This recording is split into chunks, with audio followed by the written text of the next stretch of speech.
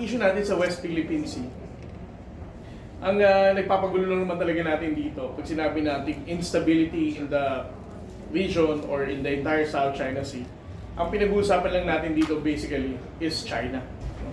I think it's important for us to highlight na ang pinagdadaanan nating illegal presence, provocative behavior, and bullying tactics of China ay hindi lamang tayong nakakadanas. No? This also being carried out in the exclusive economic zone of Vietnam, also in Malaysia, also in Indonesia. No? So kung pag-uusapan natin dito, how are we going to characterize itong instability dito sa region? What is important is China lang naman ang gumugulo nito, no? Not any other countries in the region. And for Southeast Asian countries, particularly the claimant states in the entire South China Sea, not just in the West Philippine Sea, we have a common understanding of not elevating the tension, not provoking any claimant state. It's only China who's doing all this. So, masasabi natin na ang dahilan lang ba't nagulo to is because of China.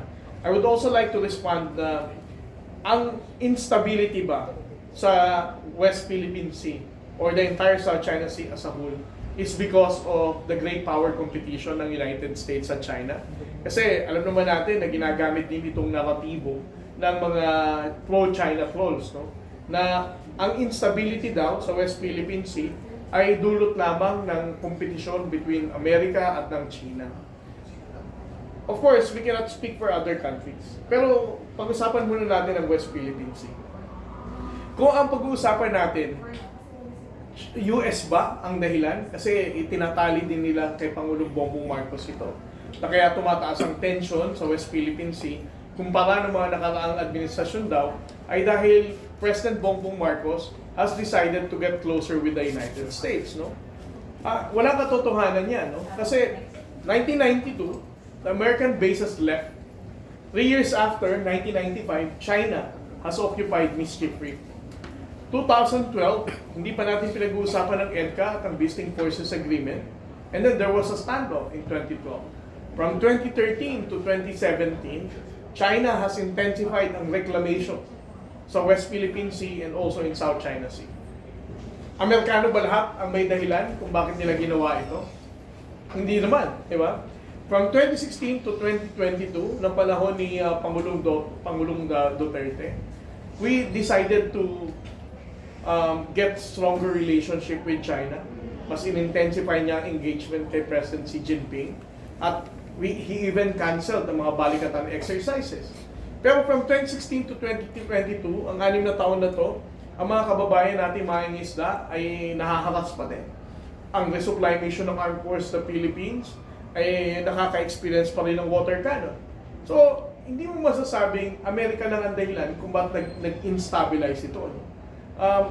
What is clear here is that ang pagkagulo ng West Philippine Sea ay alinsunod sa greedy ambition ng China na i-justify ang kanilang 9-dash line before, ngayon 10-dash line na, without any legitimate explanation kung bakit nila ginagawa ito. Any follow-up? Tuloy mo naman yan. Okay. Sir, what are the potential diplomatic solutions or legal mechanisms that could be pursued to resolve the territorial disputes peacefully and in accordance with the international law, such as the United Nations Convention on the Law of the Sea, UNCLOS? Well, una sa lahat, no, ang effort naman ng ating gobyerno remains to be the same. No? To resolve our differences and dispute with China in a diplomatic means. Hanggang ngayon, meron pa rin tayong diplomatikong pakikipag-usap sa China. We still have bilateral consultation mechanism na sinimulan ng dating Pangulong Duterte na ngayon we're still doing the same thing. So, in terms of diplomatic approach with China, we still talk to them regarding sa dispute at sa aggression na ginagawa nila.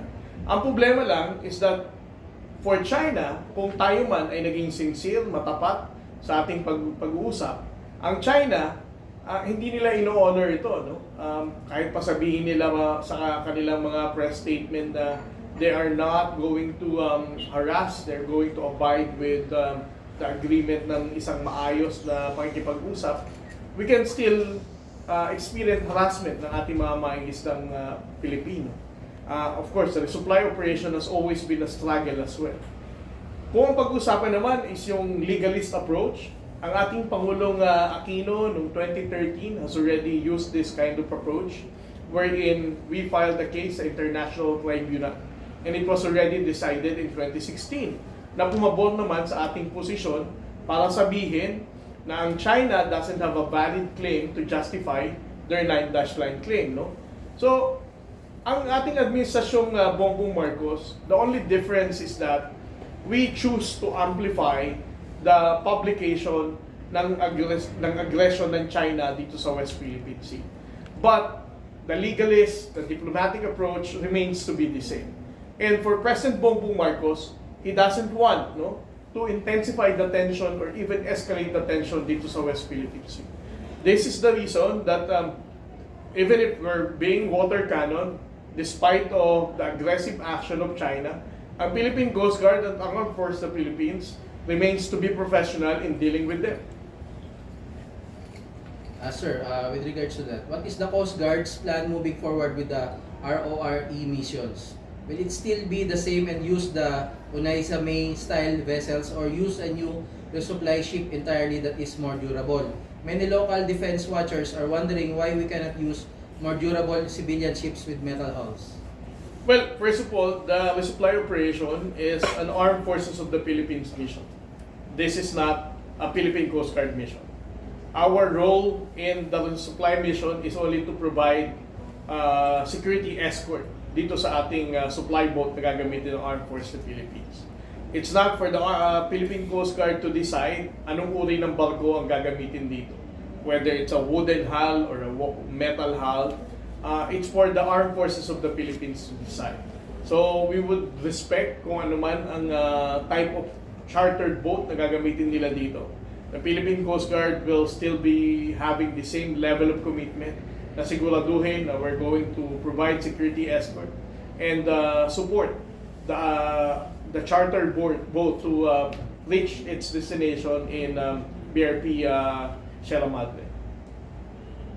Besides the Teresa Magbanwa class MRRV, does the PCG plan to acquire a larger patrol vessel that is more than 100 meters? Well, the Teresa Magbanwa class are 97 meters lang ang haba. If the question is, do we still intend to acquire more 97-meter vessel? Last November, the President has already approved the NEDA resolution for the acquisition of 5 more 97-meter vessels. For the Philippine Coast Guard to have much more larger vessels kung saan we can be able to prolong our patrols in different parts of the country.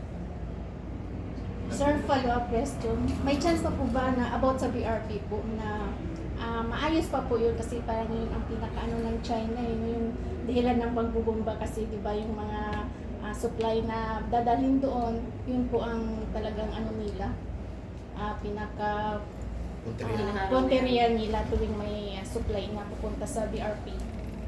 Well, una sa lahat, the intention of then President Estrada to aground itong BRP Sierra Madre in Ayungin is the real mission and purpose of that vessel. Na isadsad talaga ang BRP Sierra Madre dito. Kaya nga ang sagot dyan sa tanong na maayos pa ba natin ang BRP Sierra Madre para lumutang? Hindi na natin yung panulutangin. No? Diyan na talaga siya. No? Ang contention lang ng China every time that we provide construction materials ay sinasabi niya meron daw lihim na kasunduan. Parang love affair lang. Secret. Pero nangyari daw. Ang statement na naman ng ating Pangulo dito, going back as early as last year, no?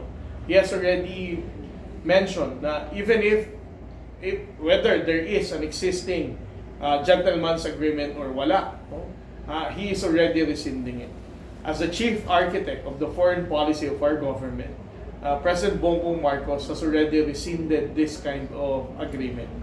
At kami naman, no, sa Philippine Coast Guard, parang feeling namin it's wrong to have that kind of secret deal kung saan sasabihin natin na hindi na tayo magdadala ng construction materials dito.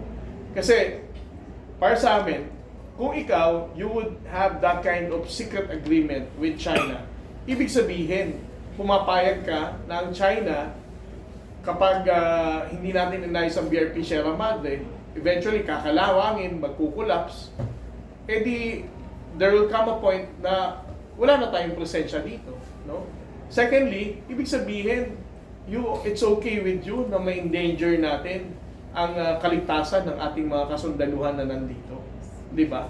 So, as far as the national government is concerned as well, hindi na namin ino-honor itong mga ganitong complaint ng China. Ang Ayungin Shoal falls within our exclusive economic zone. It's immaterial for them to make such complaint. Una sa lahat, that so-called agreement was already rescinded.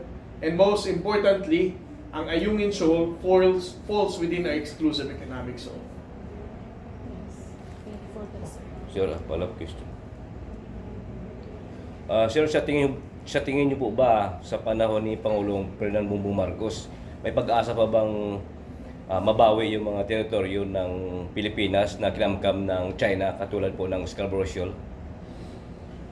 Well, una sa lahat, no, we really need to appreciate, no, the efforts and the commitment of President Bongbong Marcos that what he said during his first State of the Nation address, that he's not going to surrender a square inch of our territory to any foreign power, is something na talagang, kumbaga, ginagawa niya talaga. No? He never really gets tired in bringing the issue of the West Philippine Sea every time na bumibisita siya sa other countries. No? For us to be able to strengthen and receive the support of the international community in the West Philippine Sea. Kung ang tanong natin, sa administrasyon bang ito by 2028 is we're going to be able to have the total and effective control of Bajo de Masinloc in 2028. Kung ako ang tatanungin mo, sir, personally, I wish na sana mangyari ito sa panahon ni Pangulong Bongbong Marcos. But then again, ang issue ng laban na to is not just going to be decided by the Philippine government. We still need to consider kung China would really be able to give way for the Philippines para okupahan at siguraduhin meron pa rin tayong control dito sa Bajo de Masinloc. But for us, that's our main objective. Kung hindi man natin makuha ito sa panahon ni Pangulong Bongbong Marcos, ang objective ng transparency strategy, because we understand that our fight for the West Philippine Sea is a long game. It will definitely go beyond, no, sa pamumuno ng ating Pangulong Marcos until 2028. The objective of this transparency strategy is to make sure na ang mga kababayan nating Pilipino will be informed about what's really at stake in the West Philippine Sea. Para sa susunod na eleksyon ng 2028, malaman ng mga Pilipino kung ano kahalagahan natin ng laban ng West Philippine Sea. And to make sure na susunod na kapalit ng ating Pangulong Bongbong Marcos by 2028 ay hindi Pangulo na magkakaroon ulit ng another secret agreement na Pangulo na hindi mas pipiliing mapalapit sa China, kundi isang Pangulo na itutuloy ang paniniwala ng ating mabutihing Pangulong Bongbong Marcos na ang West Philippine Sea, ito ay para sa Pilipinas. Sir, gaano po ba katotoo, sir, na kasi marami pong nagsasabi na kaya gano'n na lamang nila protektahan ko itong West Philippine Sea dahil may angkinyaman daw po ito. Well, the West Philippine Sea is not just limited to the oil deposits. No? Ang mga kababayan natin mga isda can attest, no? Ito ay maraming yamang dagat, lalo na sa fisheries, no? Not just the oil reserve. Ito ang dahilan kung bakit sinasabi ni Pangulong Bongbong Marcos, our West Philippine Sea is not just about our fight for exclusive economic zone or territorial issue. Ang issue natin sa West Philippine Sea, naka-anchor din dito ang food security natin, no, bilang Pilipino. Maraming pangisdaan na huli na pinapakinabangan natin dito sa Luzon ay nanggaling sa West Philippine Sea. Secondly, is yung energy security. Alam naman natin, paulit-ulit na rin binanggit ito ni Associate Justice Antonio Carpio na it's about time that we need to have another oil exploration na magiging successful. Dahil it's just a matter of time, no, na madidiplit na ang Malampaya oil field na siya namang pangunahing sumusuporta ng kailangan natin sa elektrisidad. So, these are the two primary resources na kailangan natin dito. But then again, hindi lang ito natin pinapaglaban dahil dito sa yaman na to. Ipinaglalaban natin ito dahil ito ay talagang para sa Pilipino, supported by the United Nations Convention of the Law of the Sea, kung saan sinasabi, from your coastline, extended 200 nautical miles, will be your exclusive economic zone, at ang coastal state na may na napapaloob dito ay merong sovereign rights to exploit and explore these resources para sa kanyang bayan. So ito ang isang pinakapangunahing dahilan natin dito. It's about our fight for our sovereign rights to say na itong yaman ito ay para sa Pilipino. Yung pong joint exercises na natin with America and with other countries, how is it affecting yung pagdating po sa ating capability and sa moral na rin po ng ating mga troops? Well, for the Armed Forces of the Philippines and even the Philippine Coast Guard, ang mga ganitong engagement natin with foreign countries is a clear indication na more countries are standing up against China, that more countries are supporting our efforts to assert our position in the West Philippine Sea. The mere fact na hindi lang Estados Unidos, hindi lang Australia or even Japan ang nagbibigay ng statement to criticize and condemn Chinese aggressive action, mas nakakataba ito ng puso para sa Armed Forces of the Philippines and sa Philippine Coast Guard. Secondly, itong mga exercises na to allows our military and Coast Guard to coordinate and to have a much more smooth, harmonized relationship with their counterparts, particularly the US Navy and among other countries na magjo-join dito sa Balikatan. In terms po sa mga ships po natin, ano po ba ang mga kailangan po natin and gaano po karami para po ma-defend po natin ang buong buo yung pong ating archipelago? Well, right now, ang Philippine Coast Guard ay meron lamang 2 97-meter vessel. Kumbaga, ito yung pinakamalalaking barko natin. Ang isa dito, ito yung Magbanwa class. Ang isa dito ay nandito sa Manila, yung isa nasa Palawan. So, we need more of those kasi itong mga 97-meter na to would be able to prolong our presence in the West Philippine Sea or even in any other maritime areas. So, besides from the vessels, no, we're also hoping that the Philippine government in the next coming years will support also the acquisition of aircraft for the Philippine Coast Guard. Ngayon po, ang Coast Guard ay meron lamang 2 helicopter para sa buong Pilipinas na yan. At meron lang din tayong 2 Islander fixed wing para sa buong Pilipinas na rin yan. So, ang Coast Guard, our mandate is not just in the West Philippine Sea. Kung matatandaan nyo, kapag may oil spill, mandate ng Coast Guard. Kapag may bagyo, para maghanap ng nawalang pangingisda, problema din ng Coast Guard. Kapag may law enforcement issues like counter-terrorism, smuggling, function din ng Coast Guard. Hindi lamang West Philippine Sea ang binabantayan natin dito. Ibig sabihin, we need more vessels, we need more aircraft, and most importantly, kailangan namin ng port facility. Alam nyo ba na kahit napakamahal ng mga bangko ng Philippine Coast Guard, para yung ang Philippine government bumili ng mga mamahaling sasakyan, pero walang parking. Kasi ang Coast Guard vessels do not have port facilities. Nakikiparke lang kami sa mga PPA, no, port facilities.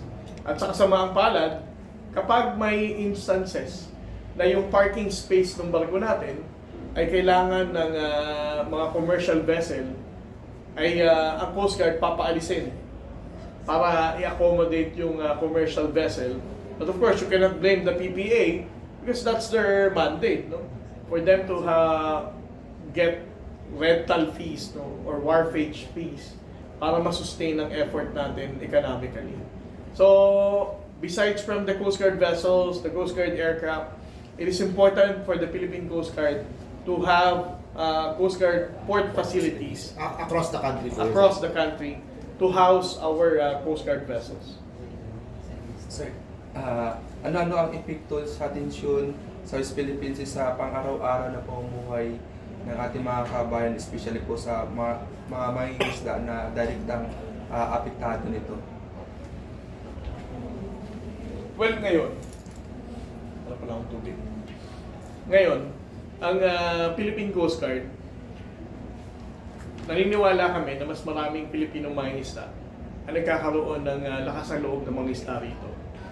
Dahil sa commitment ni Pangulong Bongbong Marcos, kung saan sinabi niya that we're going to be able to deploy Coast Guard vessel and BFAR vessels para mapangalagaan ang karapatan ng ating mga isdang Pilipino para hindi sila maharas. Kung ang tanong mo, sir, is ngayon ba mas malayong nakakapangisda ang mga Pilipino? I think so. Mas maraming Pilipino ngayon ang wala ng hesitation na pumunta ng West Philippine Sea para mangisda sila dito. Unlike before, no? Kung saan sinasabi nga nila na there were harassment incidents na pinagdaanan ng mga mangingisdang Pilipino. But they would choose to be silent about it. Kasi it is not, for them, it's not the main concern of the Philippine government before. But for President Bongbong Marcos, naniniwala sila since we started this transparency na talagang totoo or sincere ang ating government to support our Filipino fishermen. The mere fact na ipinapublicize natin, criticize natin ang China every time nang haharas sila ng mga mangingisdang Pilipino, mas napapalakas natin ang loob ng mga Pilipinong mangingisda dahil Okay, sige. Last na lang. May last na lang. Last na lang. Hindi ako na lang, pinakalas ako. Pang-last yung akin. Sir, ito sa sa larangan ng social media naman, sir. Sir, ano yung reaction niyo doon? Hingi lang po kami ng reaction niyo about sa mga kababayan natin na mas pinapanigan pa yung mga Chinese propaganda, sir, about dyan sa West Philippines. Para sa akin, nakakalungkot yan. Hindi mo malaman kung ano bang dahilan, bakit nila ginagawa to.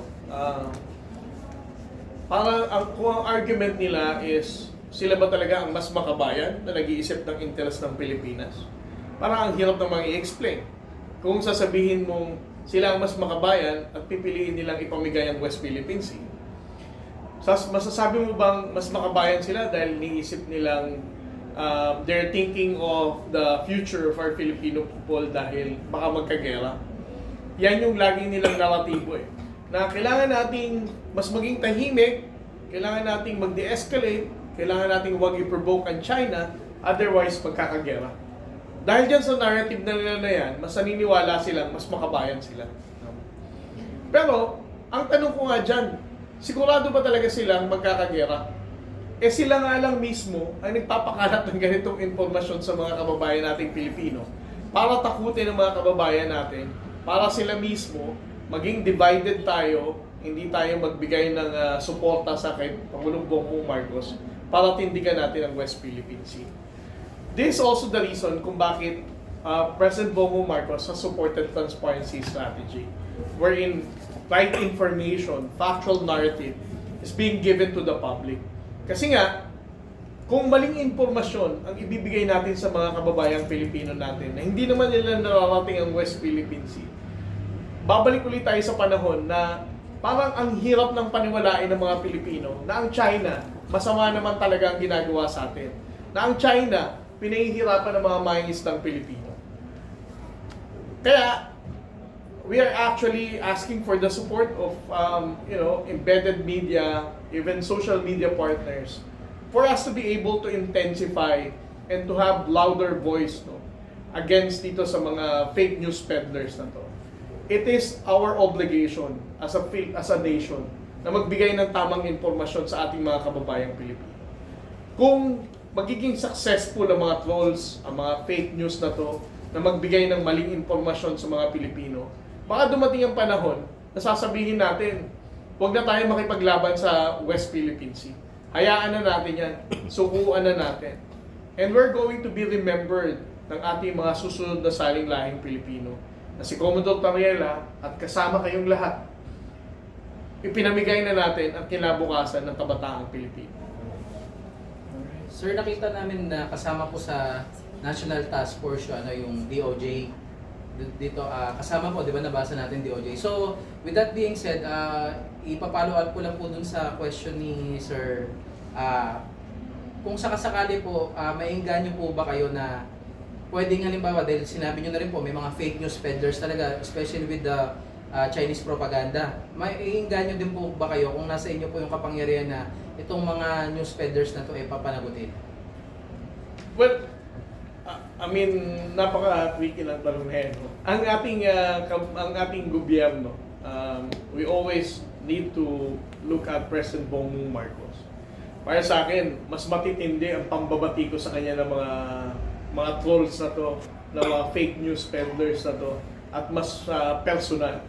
And yet, our President has decided to be silent about it, ignore them, dahil naniniwala siya na it's just their freedom of speech. No?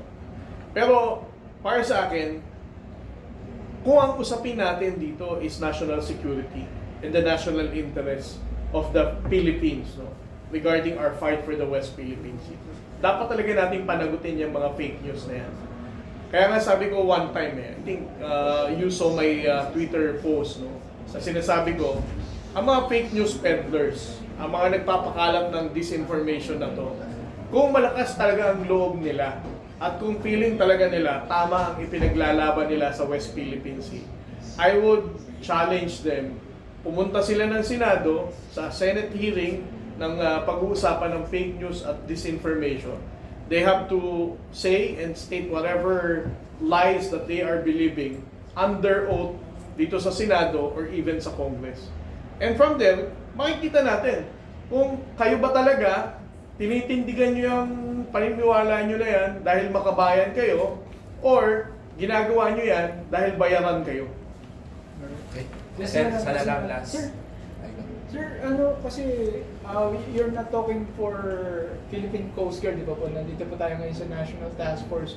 Can you, give us some detail about this National Task Force? Maybe yun yung pre-intro namin. Yun yung gagamitin namin intro sa video. Well, the National Task Force West Philippine Sea was organized during the time President Pinoy Aquino, no? And the chairman of the National Task Force West Philippine Sea sa administrasyon na to is the National Security Advisor, General Eduardo Año. There are a lot of government agencies na nandito, kasama natin ang Armed Forces of the Philippines, Department of National Defense, Coast Guard, DFA, DOJ, and so on. No? We have meeting dito sa NTFWPS. It's an interagency task force. Pinag-uusapan natin dito ang mga issues sa West Philippine Sea. And it's not just the Armed Forces of the Philippines or the Philippine Coast Guard that formulate our response dito. No? There are working group under the National Task Force West Philippine Sea. And then for the Information Working Group, which is also chaired by the Presidential Communications Office, the PCO, sila naman ang nag-i-screen ng ating mga information na ibibigay sa publiko.